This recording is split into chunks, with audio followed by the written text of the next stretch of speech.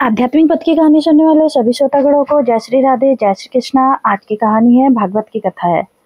एक पंडित रोज घर घर जाकर भगवत गीता का पाठ करता था। एक दिन उसने चोर ने पकड़ लिया और उससे कहा, तेरे पास जो कुछ भी है मुझे दे दो।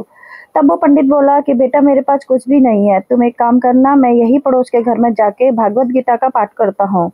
वो यजमान बहुत दानी लोग हैं, जब मैं कथा सुना रहा हूँगा तुम उनके घर में जाके चोरी कर लेना।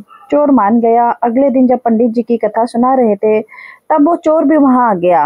तब पंडित जी बोले कि यहाँ से मीलों दूर एक गांव में है वृंदावन, वहां पे एक लड़का रहता है जिसका नाम कान्हा है। वो हीरो जवाहरातों से लड़ा रहता है। अगर कोई लूटना चाहता है तो उसको लूटो। वो रोज रात को एक पीपल के पेड़ के नीचे आता है जिसके आसपास बहुत सी झाड़ियां हैं। चोर ने ये सुना और खुशी खुशी वहां से चला गया। वो अपने घर गया और अपनी बीवी से बोला, आज मैं एक कान्हा नाम के बच्चे को लूटने जा रहा हूँ, मुझे रास्ते में खाने के लिए कुछ बांध दे। पति ने कुछ सत्तू उसको दे दिया और कहा कि बस यही है जो भी है। चोर वहां से ये संकल्प लेके चला कि अब तो मैं उस कान्हा को लूट के ही आऊंगा। वो बेचारा पैदल पैदल टूटे चप्पलों में ही वहां से चला पड़ा। रास्ते में बस कान्हा का नाम लेते हुए वो अगले दिन शाम को वहां पहुंचा जो जगह उसे पंडित जी ने बताई थी। अब वहां पहुंच के उसने सोचा कि अगर मैं यही सामने खड़ा हो गया तो बच्चा मुझे देख के भाग जाएगा, तो मेरा यहाँ जाना बेकार हो जाएगा। इसलिए उसने सोचा क्यों ना पास वाली झाड़ियों में ही छुप जाऊं। वो जैसे ही झाड़ियों में घुसा, झाड़ियों के कांटे उसे चुभने लगे।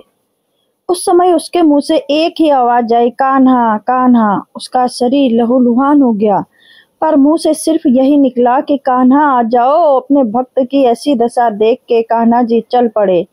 तभी लक्ष्मी जी बोली कि प्रभु कहाँ जा रहे हो, वो आपको लूट लेगा। प्रभु बोले कि कोई बात नहीं, अपने ऐसे भक्त के लिए तो मैं लूट जाना तो क्या मिट जाना भी पसंद करूंगा। और ठाकुर जी बच्चे का रूप बना के आधी रात को वहां आए। वो जैसे ही पेड़ के पास पहुंचे, चोर एकदम से बाहर आ गया और उन्हें पकड़ लिया और बोला कि ओ कान्हा, तूने मुझे बहुत दुखी किया है। अब ये चाकू देख रहा है ना, अब चुपचाप अपने सारे गहने मुझे दे दे। कान्हा जी ने हंसते हुए उसे सब कुछ दे दिया और चोर हंसी खुशी अगले दिन अपने गांव में वापस पहुंचा और सबसे पहले उसी जगह गया जहां वे पंडित जी कथा सुना रहे थे। और जितने भी गहने वो चोरी करके लाया था उनका आधा उसने पंडित जी के चरण में रख दिया। जब पंडित जी ने पूछा कि ये क्या है, तब उसने कहा, आपने ही मुझे उस कान्हा का पता दिया था, मैं उसको लूट के आया हूँ और ये आपका हिस्सा है। पंडित जी ने सुना और उसे यकीन ही नहीं हुआ। वो बोला कि मैं इतने सालों से पंडिताई कर रहा हूँ, वो मुझे आज तक नहीं मिला। तुझ जैसे पापी को कान्हा कहाँ से मिल सकता है। चोर के बार बार कहने पर पंडित बोला कि चल मैं भी चलता हूँ तेरे साथ, वहां पर मुझे भी दिखा कि कान्हा कैसा दिखता है। और वो दोनों चल दिए। चोर ने पंडित जी से कहा कि आओ मेरे साथ, यहाँ पर छुप जाओ। और दोनों का शरीर लहूलुहान हो गया और मुंह से बस एक ही आवाज निकली, कान्हा कान्हा। ठीक मध्य रात्रि के बच्चे के रूप में फिर वहीं आए और दोनों झाड़ियों से बाहर निकल आए।